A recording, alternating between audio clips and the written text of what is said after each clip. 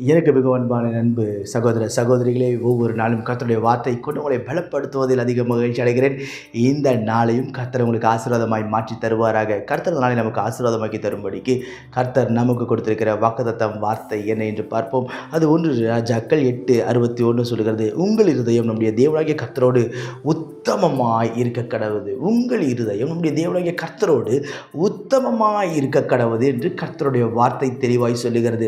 இன்றைக்கு யாரிடத்தில் நாம் உத்தமமாய் இருக்கிறார்களோ இல்லையோ, தேவனுக்கு முன்பாக உத்தமமாய் இருக்க பழக வேண்டும். நம்முடைய இருதயத்தை கர்த்தர் ஆராய்ந்து பார்க்கிறார். நன்றாய் கவனிங்கள். இஸ்ரவேல் ஜனங்களை பார்த்து கர்த்தர் சொல்கிறார், என் வாயினால் என்னை துதிக்கிறார்கள், ஆனால் இவருடைய இருதயமோ தூரமாக இருக்கிறது என்று சொல்லி கர்த்தர் ஈசாயுடைய வீட்டிலே போய், சாமுவேல் ஈசாயுடைய வீட்டிலே போய் ராஜாவை அபிஷேகம் பண்ணும் பொழுது ஆண்டவர் சாமுவேலிடத்தில் சொல்லுகிற வார்த்தை என்ன தெரியுமா? நீ மனிதன் பார்க்கிற பிரகாரமாய் பார்க்கிறாய் என்று சொல்லி. கர்த்தர் சரீரத்தை பார்க்கிறவர் அல்ல, அவர் இருதயத்தை பார்க்கிறவராய் இருக்கிறார். இன்றைக்கு நீங்கள் ஒருவேளை உயர்ந்த ஸ்தானத்தில் இருக்கலாம், ஒருவேளை தாழ்ந்த இடத்தில் இருக்கலாம், ஏதோ டெய்லி சம்பளத்துக்கு வேலைக்கு போகிற ஆட்களாக இருக்கலாம், ஏதோ வறுமையில் நீங்கள் நடந்து கொண்டு இருக்கலாம். ஆனால் நம்முடைய இருதயத்தை கர்த்தர் கவனித்து பார்க்கிறார். நீங்கள் செய்கிற வேலையில் ஒரு உத்தமம், ஒரு உண்மை இருக்க வேண்டும். 8 மணி நேரம் வேலை என்று சொன்னால் 8 மணி நேரம் வேலை செய்ய வேண்டும். உங்களுடைய வாழ்க்கையிலே நாம் ஒவ்வொரு நாளும் உத்தமத்தை வெளிப்படுத்தலாக இருக்க வேண்டும். ஏதோ ரட்சிக்கப்பட்டோம், ஏதோ ஞானசானம் எடுத்தோம், பெரிய சபையில் நாங்கள் அங்கமாக இருக்கிறோம், அதை இருக்கிறோம், இப்படி பண்ணுறோம், இத்தனை ஊழியங்களை தாங்குகிறோம், இத்தனை குடும்பத்தை போஷிக்கிறோம், அது அல்ல ஐயா. அது எல்லாரும் சொல்கிறாங்க. கிறிஸ்துவை அறியாதவர்களும் வெளியே நன்மை செய்து கொண்டிருக்கிறார்கள். இயேசு யார் என்று தெரியாத அநேக நல்ல இருதயம் உள்ளவர்கள் வெளியே இருக்கிறார்கள்.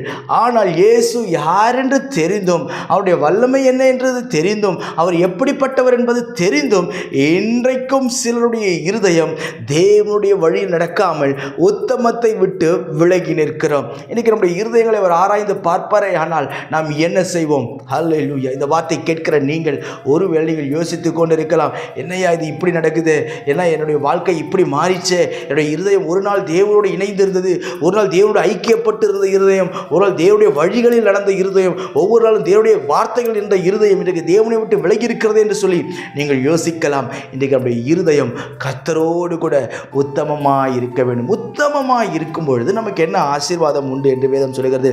2 நாளாகமம் 16:9 சொல்லுகிறது, தம்மை பற்றி உத்தம இருதயத்தோடு இருக்கிறவர்களுக்கு தம்முடைய வல்லமையை விளங்க பண்ணும்படி கர்த்தருடைய கண்கள் பூமி எங்கும் உலாவி கொண்டிருக்கிறார். தம்முடைய வல்லமையை விளங்க பண்ணுவார். உத்தமனுடைய வாழ்க்கையில கர்த்தர் தம்முடைய வல்லமை விளங்க பண்ணுவார். அவருடைய வல்லமை உன்னுடைய வாழ்க்கையில இறங்கி வரும் பொழுது உன்னுடைய சூழ்நிலைகளை கர்த்தர் மாற்றுவார். நீ செய்கிற வேலையில் ஒரு வேலை சரியான அங்கீகாரம் கிடைக்காமல் இருக்கலாம், உன்னுடைய பாஸ் உன்னை அங்கீகரிக்காமல் இருக்கலாம், ஆனால் நீங்கள் செய்கிற வேலையை கர்த்தர் கவனித்து பார்த்து கொண்டிருக்கிறார். நீங்கள் பாடுபட்டு வேலை செய்வதை கர்த்தர் கவனித்து பார்த்து கொண்டிருக்கிறார்.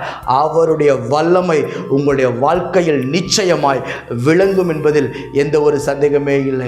ஒருவேளை பிரதர், நான் கஷ்டப்பட்டு உழைக்கிறேன், அதற்குரிய அங்கீகாரம் கிடைக்காதனால என்னை போட்டு ஒடுக்குறாங்கன்னு சொல்லி நீங்கள் யோசிக்கலாம். உங்களுடைய அலைச்சல்களை அவர் இருந்திருக்கிறார், உங்களுடைய கண்ணீர் அவர் துருத்தியில் இருக்கிறது.